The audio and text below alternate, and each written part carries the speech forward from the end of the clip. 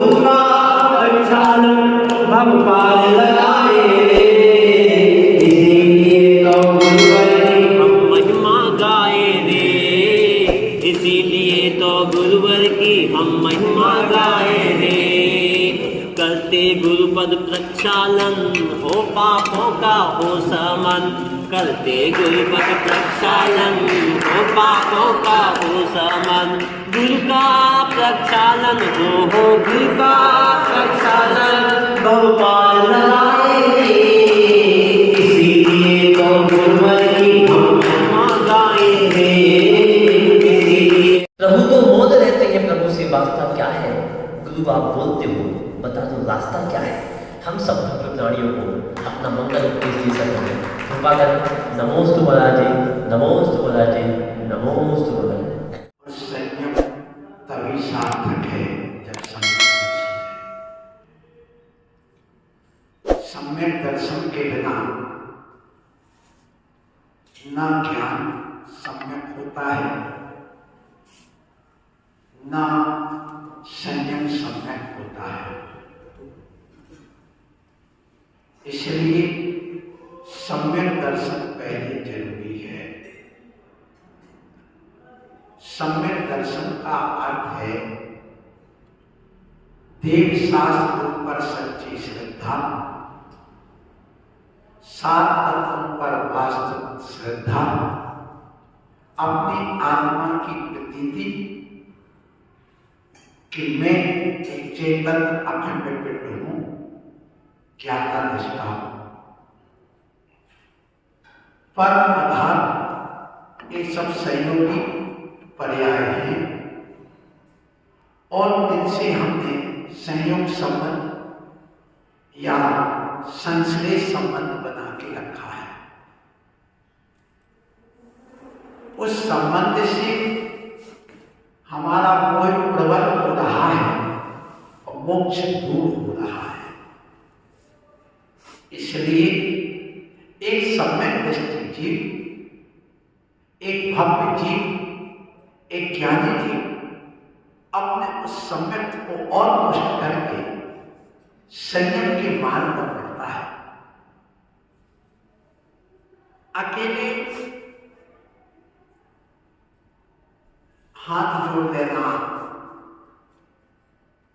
मंदिर में आके द्रव्य चढ़ा देना, एक सिर्फ यही भाव यदि इसके साथ नहीं जुड़ा है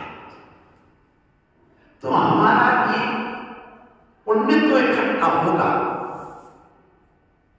लेकिन जो हमारा मूल लक्ष्य है उसकी सिद्धि नहीं होगी, उस लक्ष्य की प्राप्ति नहीं होगी। हमारा मूल लक्ष्य क्या है? आत्मा को परमात्मा बनाना। ये तो प्रायः भूल ही ना आज के युग में जीव। कितने लोगों को लगता है कि मैं मंदिर आया हूं, मंदिर में तुम द्रव्य चढ़ाते हो, मंदिर में तुम दर्शन करते हो, तो ये कब लगता है कि भगवान मैं भी अनंत अवस्था प्राप्त करूं, मैं भी उस सिद्ध अवस्था को स्थान में जाकर के विराजमान हो जाऊं। ऐसे हाथ पर हाथ रख करके ऐसी परिणति कब लगती हो बताओ? लक्ष्य क्या था? मंदिर बनाने का लक्ष्य क्या है? स्वाध्याय करने का लक्ष्य क्या है? दीक्षा देने का लक्ष्य क्या है? अपना आहार देने का लक्ष्य क्या है? इसी कहते भैया ये तो अपना उद्देश्य भूल गए, लक्ष्य से भटक गए। और ये जीव अनादिकाल से ऐसे भटक रहा है, अनादिकाल से, आज से नहीं। मैं आपसे कुछ लेने नहीं आया, मैं देने आया। क्या आप लेना चाहते हो? मुझे तो अभी तक इन 4-5 हमारे ट्रस्टियों के अलावा लग नहीं रहा कि आप कुछ लेने आए हो। हाँ, कुंडला वाले आ गए, फैजाबाद वाले आ गए, ये क्या नाम से सतीश हैं, ये भी आ गए, सिटी में रह रहे हैं वर्तमान में, पहले भी आ चुके। तो ये जो एक उमंग उत्साह है अपने प्राप्त करने की, अपने आप को जानने की, हम दुनिया को जानते हैं। अभी मान लो आ जाए कोई नेता, यहाँ मोदी जी आ जाए तो सब भागते फिरे पीछे। एक फिल्मी दुनिया के कोई एक्टर नहीं आ जाए तो यहाँ भीड़ लग जाए, उनको तो जानना चाहिए, लेकिन अपने आप को तो कब जानना चाहिए। बस यहीं पर भूल है हमारी। आज हमारे मोदी श्री शिवदत्त सागर जी ने आज वह लक्ष्य प्राप्त किया है। आज के दिन, आज से ठीक 10 साल पहले यानी 11वां वर्ष प्रवेश हो गया है। 10 साल से मुनि है और मुनि बनकर के साधना कर रहे हैं अपनी आत्मा की, उस लक्ष्य को इन्होंने प्राप्त कर लिया है। और आज वही बात आपके बीच में मैं कह रहा हूं कि देखिए, आज हम दीक्षा लेने की जो बात करते हैं और गुरु कीजिए जानकर, पानी पीजिए जानकर। गुरु बनाओ, अच्छी बात है, बनाना चाहिए। और मिट्टी का भी गुरु बना रहा है तो उसको पूजना चाहिए। हाँ, यदि सही आस्था है तो ध्यान रखना वो भी कार्य की सिद्धि होगी। आपको सुना होगा एकलव्य का उदाहरण। द्रोणाचार्य के पास पहुंचे, मुझे धनुष विद्या सिखा दो। उन्होंने कहा तुम नहीं सिखाऊंगा, तुम अभी पात्र नहीं, क्योंकि कोई विद्या देने के लिए पात्र होना जरूरी है। यदि पात्र नहीं तो पात्र को कभी दान नहीं दिया जाता, अपने यहाँ पर लिखा। यदि तुम पात्र को दान दोगे तो तुम्हारी दुर्गति हो जाएगी। इसलिए बोले अभी तो तुम्हारे अंदर पात्रता नहीं। ठीक है, मैं पात्र ना समझ के भगा दिया, लेकिन उनको गुरु के प्रति तो पूरी श्रद्धा थी ना, पूरा समर्पण। और समर्पण ऐसा वैसा नहीं। सुधीर भैया क्या नाम, सतीश भैया क्या कह रहे, समर्पण कैसा? जैसे नाई की दुकान पर समर्पण करते वैसा समर्पण चाहिए। नाई की दुकान पर कैसे करते, पवन भैया बोलो। नाई की दुकान पर जब तुम हजामत कराने जाते हो, बाल कटवाने जाते हो, तो नाई क्या करता, एक इतना बड़ा उस्तरा लेता है और स्लेट पर पानी डाल करके यूं घिसता है और तुम्हारे सिर पर हाथ रखता, बोले आंख बंद करो, यूं करो। तुम क्या करते हो? जब तक वो इशारा नहीं करेगा तब तक क्या करते हो? वैसे किए रहते ना। आपने अपना पूरा शरीर समर्पित कर दिया किसके सामने? अब आपको कितना विश्वास है, कितना विश्वास, इतना विश्वास, इतना विश्वास कि इसके हाथ में इतना बड़ा उस्तरा है, ये बाल ही काटेगा, गर्दन। कितना विश्वास है। तुमने सारी जिंदगी समर्पित कर दी उसके सामने, उसकी दुकान में जाकर के, और मुझे ऐसा करा वैसा करते जा रहा, और आपको पूरा विश्वास भरोसा।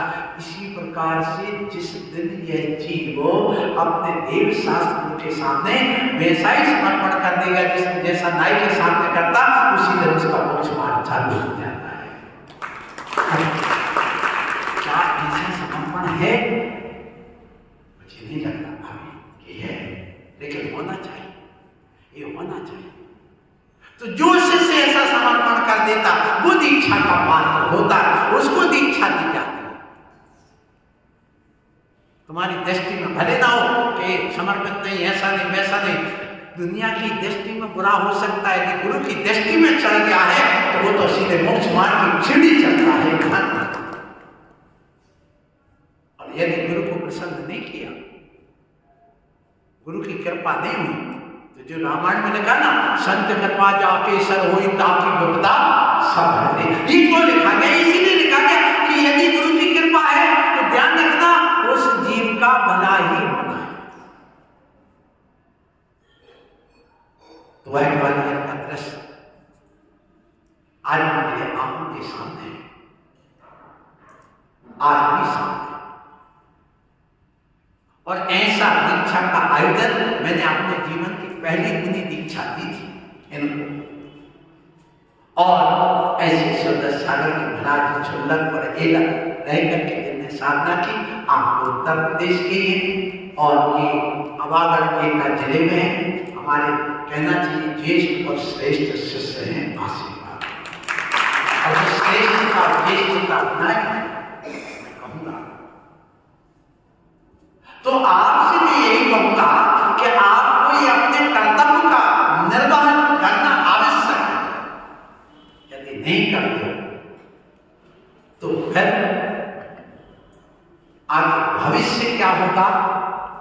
इस समाज का, इस मोक्ष मार्ग का, संघ का और आगे की बात जो आती है पंचम काल के अंत तक ये धर्म लेके चलना है और ये इसी क्रम से परंपरा से चलता है, ये भी ध्यान रखें। सो दीक्षा के बिना जीवन पशु तुल्य कहा है और सम्यक दर्शन के बिना नरक तुल्य कहा है। यदि आपके अंदर सम्यक दर्शन नहीं है तो कोई आपका जीवन कोई मतलब का नहीं। तो आज अपना मोक्ष मार्ग बना करके रखना है। मोक्ष मार्ग की शुरुआत सम्यक दर्शन से होती है। सम्यक दर्शन होती, ज्ञान भी सम्यक होता है और चारित्र भी स्वरूपाचरण नहीं पर सम्यक रूप हो जाता है, जिसको सम्यक आचरण चारित्र कहते हैं। हमारे आचार्य कुंद स्वामी ने जब कोई सम्यक दृष्टि जीव हो जाता है तो उसके आचार विचार रहन सहन सोच विचार में अंतर आ जाता है, उसके मुख से वही निकलता है, आत्मा की बात निकलेगी, परमात्मा की बात निकलेगी, उसके अंदर सम्यक दर्शन की बात निकलती है, उसको आत्मा तथा लड़ाई करने की बात